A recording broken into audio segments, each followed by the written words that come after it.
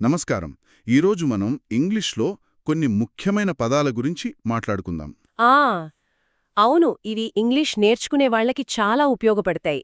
వీటిని ప్రెపోజిషన్స్ అంటాం కూడా.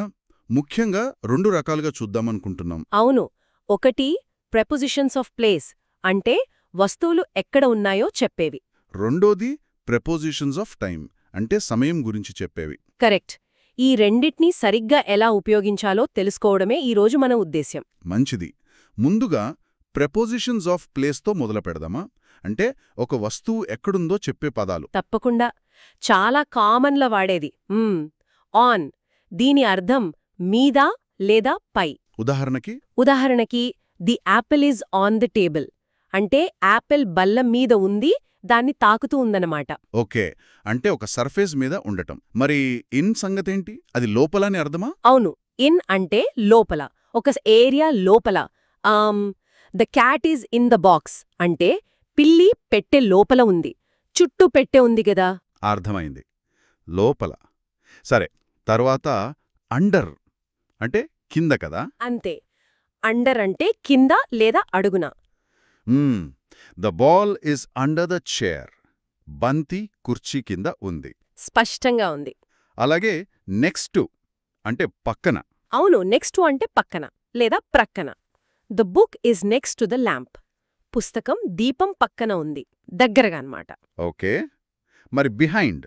బిహైండ్ అంటే వెనుక లేదా వెనకాల. The car is behind the house. Car ఇంటి వెనుక ఉంది అని. మరి దానికి ఆపోజిట్ ముందు? దానికి ఇన్ ఫ్రంట్ ఆఫ్ వాడతాం, అంటే ముందు లేదా ఎదురుగా. ఉదాహరణకు the dog is in front of the kennel. కుక్క దాని గూడు ముందుంది. చాలా బాగుంది.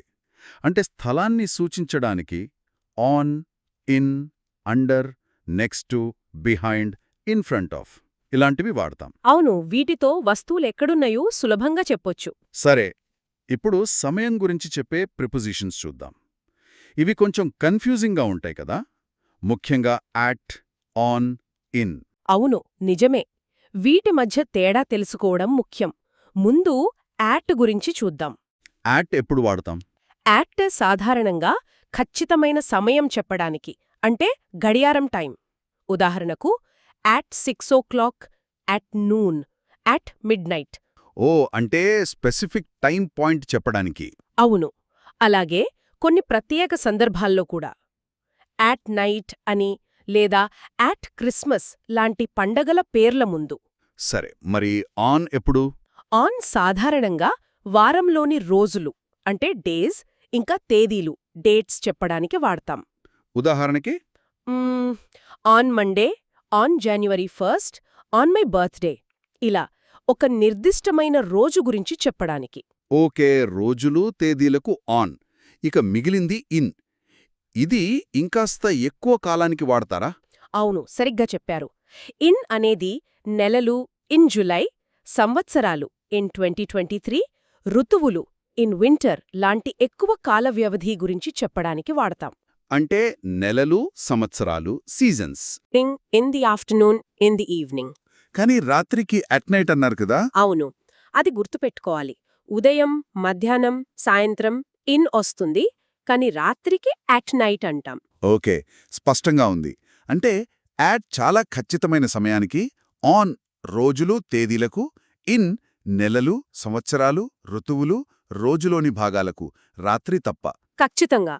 ఈ తేడాల గుర్తుంచుకుంటే చాలు. ఈరోజు మనం ప్రెపోజిషన్స్ ఆఫ్ ప్లేస్ అంటే on, in, under, next to, behind, in front of, అలాగే ప్రెపోజిషన్స్ ఆఫ్ టైం అంటే అట్, ఆన్, ఇన్ గురించి వివరంగా తెలుసుకున్నాం. అవును, ఇవి సరిగ్గా వాడటం ముఖ్యం కదా.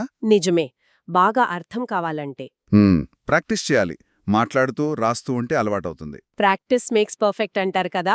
విన్నందుకు ధన్యవాదాలు. ధన్యవాదాలు.